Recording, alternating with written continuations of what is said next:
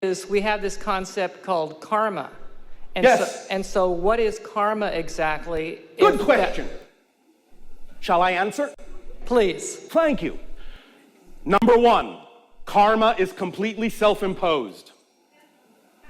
Number two, karma and the concept of reincarnation is again an illusion. It is simultaneous incarnations in parallel realities. Thus, any concept of anything that connects one life to another, such as the concept you call karma, or if you wish, energy balancing, is simply the product of the idea of, from the present life, you decided to create energetic cross-connections, cross-links to other simultaneously existing parallel realities, because for some reason, based on the theme that you chose to explore in this life, you believe that cross-connecting energetically to those other simultaneous lives and downloading information from them, what you call memories, would serve you in the exploration of the particular theme of this life, just as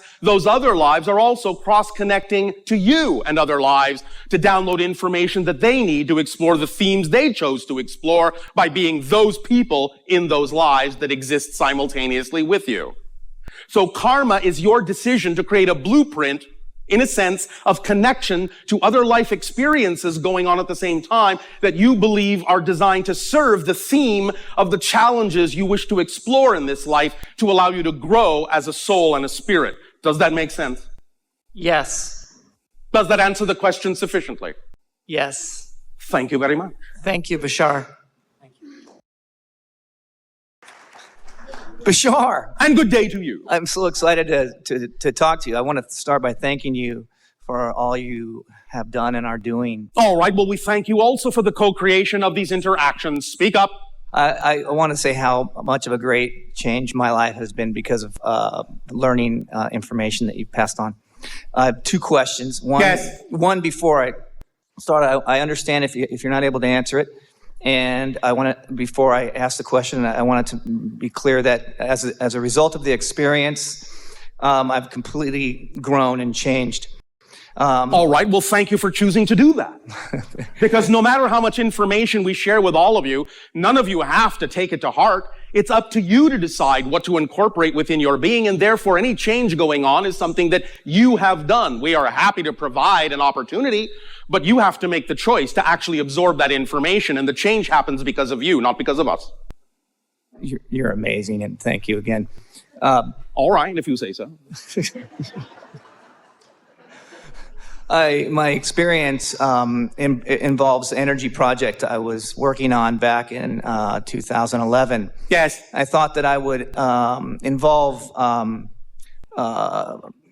a friend of mine who's involved in Dr. Stephen Greer's group. Yes. So that I could have more people, and when it was completed, I would give it to them, and it would be a way to bring it out to the world. Oh, all right. And? Once I put myself on the map with being involved with that team on some incredibly hardcore, you could say, things started happening in the dream state, in the subconscious state. Guys. There were these two, I call them the two. They used to come in all the time and do incredibly gruesome, terrible things. Such as? I'd rather not go into detail. Oh, all right. They're just too terrible. If you say so. Worst motion picture movie stuff that you've ever seen, Yet many people on your planet love going to horror movies. It's terrible stuff. Maybe when I was a kid, but now I have a different respect. Oh, all right. Subconscious. Very exciting. Yeah. I learned that there was always a magnetic field associated with when they would come in. Yes. Is there a question here? The question is, do those two originate? Did they originate from some form of technology on this planet? Were they two people sitting behind some desk somewhere? No.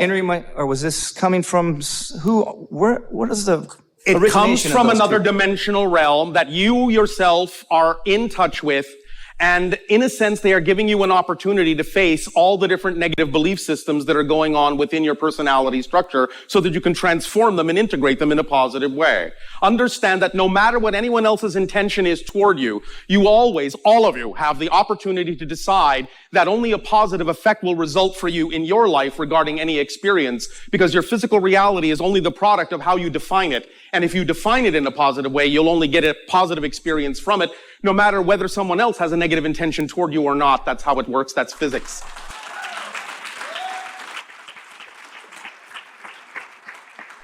So get in touch with the fears that they bring up within you so that you can allow yourself to define the definitions that are causing those fears, because all emotion comes from something you believe to be true first. You can't have a feeling without defining something to be true first. Therefore, if you have a feeling of fear, it means you have a definition that is causing the fear. Find out what it is, identify it, and let it go. And then you will find that these experiences can turn around for you in a very positive and constructive way and allow you to become more self-empowered if you use it that way, all right?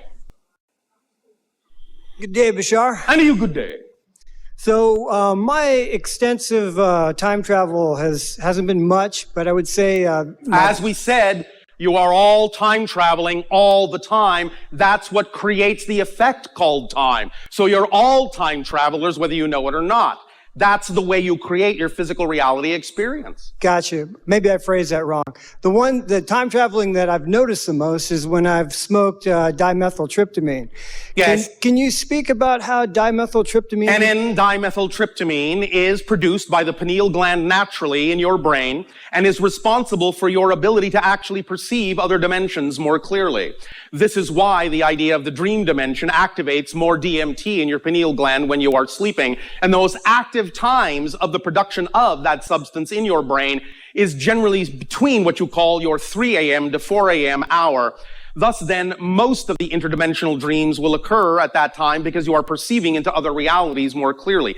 Now, of course, you can learn to enhance this in a variety of ways, be it the utilization of the substance itself or the idea of meditation or a variety of other techniques, tools, and rituals, which we simply call permission slips. Because all tools, techniques, and rituals and objects are simply permission slips that allow you to give yourself permission to be more of who you are. Once you use a teacher, once you use a guide or a substance to allow you to understand the frequency state, the state of being that is represented by that substance, then in a sense, you actually no longer need the substance because you can simply generate that frequency state, and in acting from that frequency state can have a life that is more representative of that particular resonant level. Does that make sense? Yeah, absolutely. And I noticed that, in fact, in my dream states. I only had a limited experiences with the DMT, but since then, my dream states have changed. Yes. One such was actually yesterday when I arrived here. I took a little nap, and in my dream, I had a crazy Serbian chiropractor stick something in my face and said, "This will check your age." And yes. it blew air in my face, and I woke up gasping. And yes. Sort of the odd thing was, I looked at myself in the mirror, and yes. I appeared to be younger. Yes.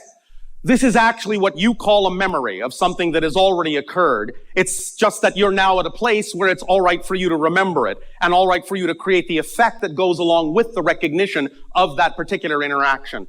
Because time, as we say, while it is a real experience, is still nonetheless mechanically an illusion. And therefore, how you see yourself will be how you define yourself. And if you have now been defined differently by recalling that particular experience, then you will see yourself and perceive yourself differently as well. And so will others. Thank you. Greetings, Bashar. And you, good day. My name is Preston Nichols. If you insist. Yep. Author of the Montauk Project. Speak up and be bold. I got a question. What happened to Tabor? T-A-B-O-R. Can you tune in on that, sir? That particular nomenclature is not identified in the vocabulary of the channel. Therefore, there is no translation on our side. You see, I'm not speaking your language. I'm simply sending thoughts and using the channel as a translation device. And therefore, if there's no definition in the channel's vocabulary, it doesn't translate on this side. If you can provide a definition, it may be something we can tap into. Okay, the function is in the supercomputer that runs this reality. It's one of the executive programs. And on the 23rd of March, it disappeared. I can only find fragments of it. Does this give you any more information, sir? One moment.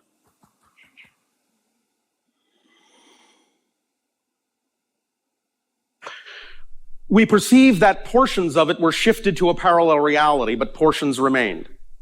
Okay, that would fit what I'm seeing. Does that help you?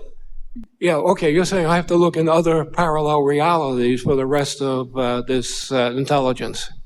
In that sense, if you shift your vibration to the concept of that intelligence, it may pull you into the parallel reality in which the majority of it exists. Yeah, because this intelligence has been very important to my work. Then perhaps it is, in a sense, luring you like a carrot or a magnet into another frequency. Okay, I'll have to look into that. Thank you, sir. All right, thank you.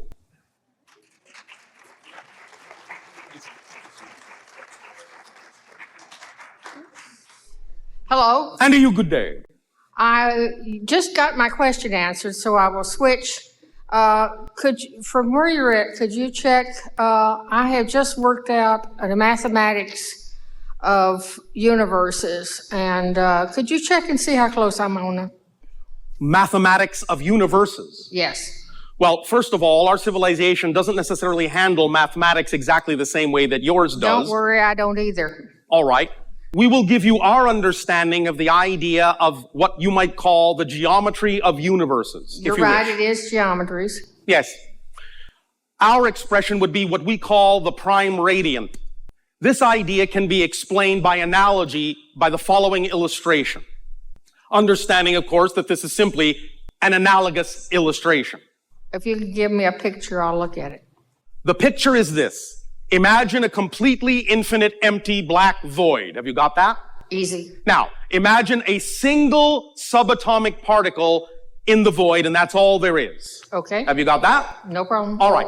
Now, because there is nothing else but this single subatomic particle, no laws apply to it. If it wants to, it can move at infinite speed. Therefore, you will understand that if it can move at infinite speed, it can be anywhere, and in fact can be everywhere within the entirety of the infinite void all at once. So if it traces a certain geometric crystalline-like pattern overlapping its own path again and again and again in certain ways, where it overlaps the least will be what you consider to be empty space. Where it overlaps the most will be the densification of matter. But the idea is that this creates all parallel realities, all time frames, all dimensions of experience. This one single particle appears next to itself so quickly, you think it's two particles, you think it's three particles, you think it's 4, 5, 6, a billion, a trillion, a quadrillion particles, but it's all the same particle. Every single one of you, every single one of us, every single star, every single planet, every single chair, every single tree is made of literally not the same kind of particle, literally the same one particle. Okay. That's in the ultimate time-sharing event. Okay. Because you don't have to share time.